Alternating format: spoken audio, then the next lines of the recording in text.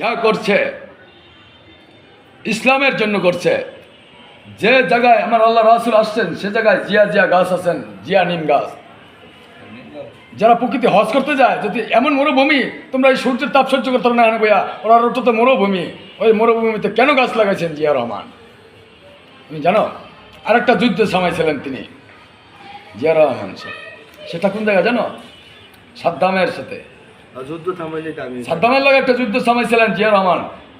পুরুষ ফুলার কাম মহিলারা পারে না, কিন্তু দেশ তারেক জিয়া চালাবে ইনশাআল্লাহ ইনশাআল্লাহ। আর আমি হোসেন বললাম 360 জন অলির আমি একজন কাফেলা, কিন্তু দাফন কাফন আমি যেমন তেমন কাফন না। কিন্তু আমি হজ করতে গেছি, যখন আমি কাবাতে যখন চুম্বা খাইছি, চুম্বা খাই যখন দেখছি আমার কাবাতে আমার পরো আমার আয়না খুলে গেছে। আমার আয়না কিন্তু অনেক খারাপ, কিন্তু আসলে আমি কালো চশমা করি কেন?